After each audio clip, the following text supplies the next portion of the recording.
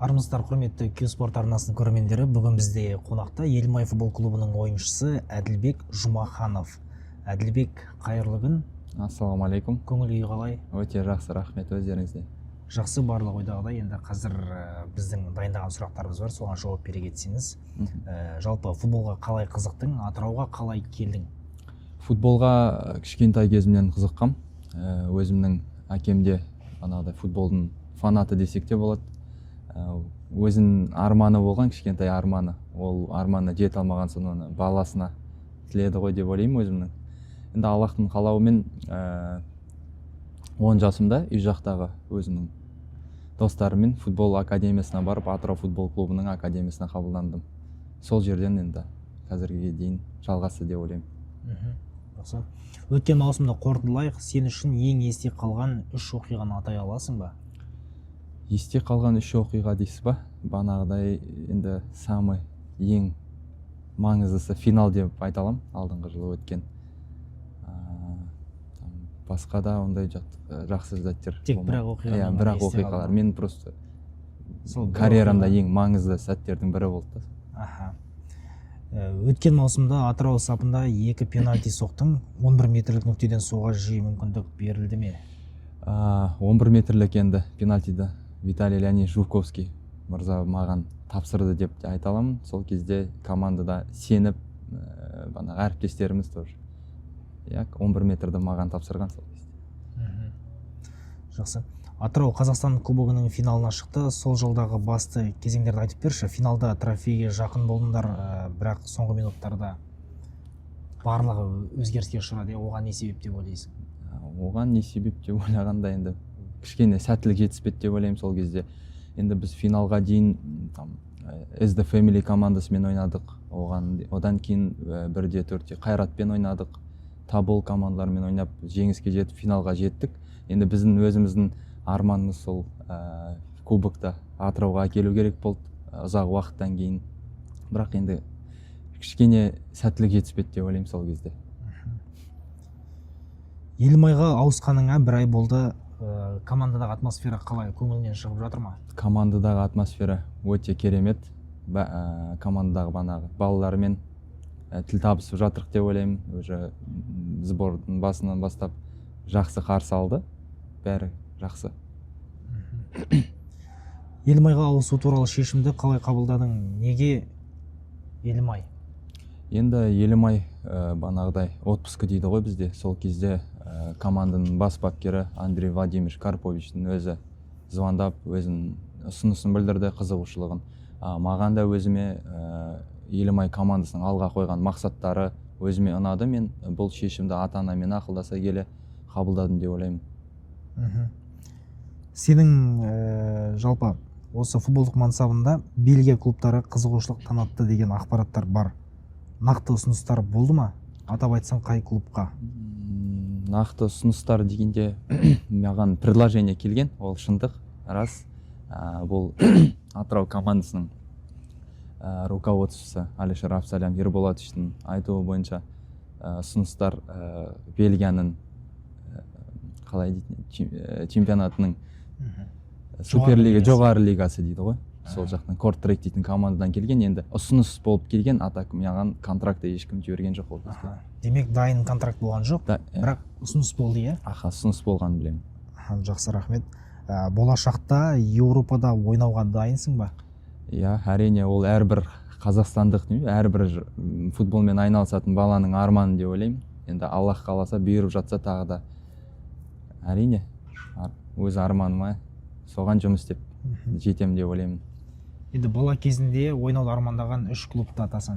Енді бала кезінде енді Қазақстан премьер-лигасында кішкентай академиясын занимать еткен соң өзімнің басты арманым Атырау командасының негізгі ойыншысы болу. Енді содан Қазақстан премьер-лигасын таны келе Астана командасында ойнағым келді, Қайрат командасында ойнауды армандадым сол кезде. Енді Қазақстаннан айта кетсек. Жалпы әлемдік деңгейдегі 3 клуб. Әлемдік деңгейде енді мен білмеймін, өзімнің сүйікті командам Реал Мадрид. Енді ол жерге білмеймін, енді Аллахтың қалауымен. Қазақстан ұлттық құрамасының 21 жастағы жастар құрамасында болдың, иә? Бұл команда жалпы сенің ойыңша қандай деңгейде, оның капитаны әрі негізгі қорғаушысы ретінде қандай баға берер едің? Енді команда қандай деңгейде дегенде, бұл жерде Европада енді бағанағыда айтып жатсыздар, сборный ғой бұл жерде. Басқа елдің сборныйлары тоже мықты. Біздің группада өзіңіз көріп жатсыздар, Испания болды, Бельгия командалары, Венгрия болды, Дания командалары болды.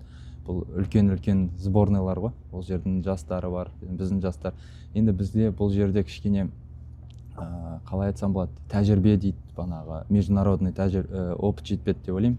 Енді соңына қарай өздеріңізде көрдіңіздер, бағана Шотландия командасымен Алматының орталық стадионда ойын көрсеттік. Вот бізге ол жағынан тек жұмыс істеу керек, көбірек сондай үлкен ойындарды өткізіп, сондай қалай айтсам болады, жеңілістен нәтиже шығару керек деп ойлаймын. Сондай жақтар жетіспеді. Біз өзімізге басында кішкене сенбедік. Содан кейін енді анағыдай бұл жерде бапкерлер штабы ауысты. Енді бізге басқаша андай зат берді. Мальта мен Шотландия қақпасына гол соқтың, иә? Қызық сәйкестік, сен сол гол соққан кезде Қазақстан құрамасы өткен жылы жеңіске жетті. Бұл саған ерекше әсер етті ме?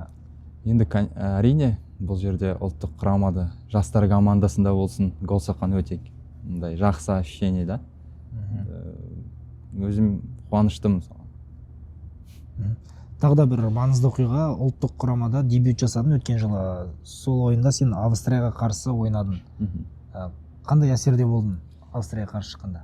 Енді бағанағыда бәрі айтып жатыр ғой, бүкіл футболшының арманы Қазақстан ұлттық құрамасында ойнау. Мен сол арманды кішкене қалай айтсам болады, бағанағыдай орындадым деп ойлаймын. Бұдан тоқтап қалмай, әрине ары қарай жұмыс істеп ұлттық құрама негізгі ойыншысы болғым келеді. Ал сол кезге келетін болсақ, әрине қуаныштымын, бірақ мен алаңға бірінші таймның ортасында шығам деп күтпедім. Бірақ шыққаныма өте қуаныштымын. Бапкерлер штабына да, Қазақстан футбол федерациясына үлкен алғысымды білдіремін. Сондай мүмкіндік бергеніне. Жаңа маусымға қандай мақсат қойып отырсың? Елімай сапында өзіңнен не күтесің? Жаңа маусымда енді әрине өзімнің арманым, және бұл Семей жанкүйерлерінің арманы деп ойлаймын. Чемпионствоға жетем деген өзіме задача бар. Өзімде соған Елімайдың негізгі құрамында ойнап, және ұлттық құрамада ойнап, жанкүйерлерді гол соғып, жақсы нәтижемен қуантқым келеді.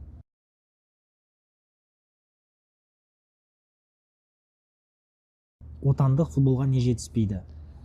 Отандық футболға стадиондар үлкен жетіспейді, және футбол академиясы жетіспейді деп ойлаймын. Қазақстан футболында ең қатты жақсы көретін бір ерекшелік бар ма сен үшін?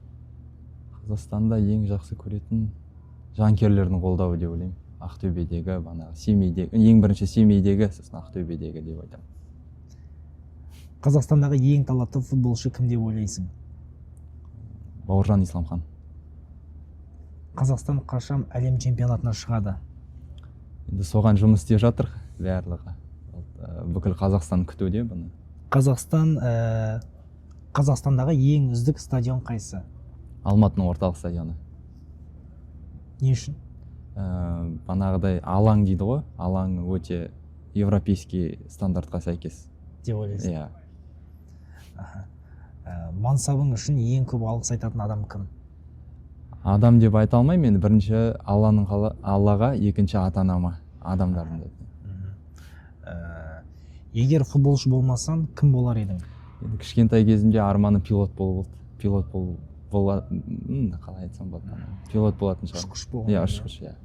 Қазақстандағы футбол бұл бір сөйлеммен сипаттай кетсең.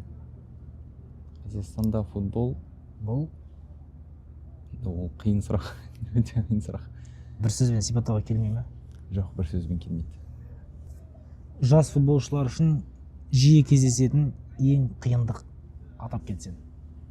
Ең қиындық өз-өзіне сенбеу бірінші. Сосын қалай айтсам болады, бағанағыдай команда таңдаудан кішкене қателесу, сол деп айта аламын. Сен өзіңді дұрыс команда таңдадым деп ойлайсың ба Елімайға келгенде? Әрине.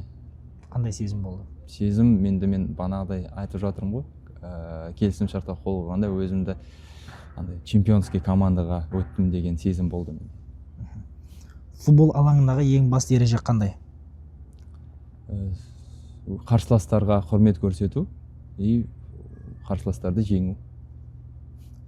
Адам не үшін футбол ойнауы керек? Ол сұраққа тоже қиын сұрақ. Әркім өзінің сүйікті ісімен айналысу үшін ойнайтын шығар. Сен үшін Елімай нені білдіреді? Елімай нені білдіреді? Бағанағыдай жанкүйерлер, жеңіс және чемпионство.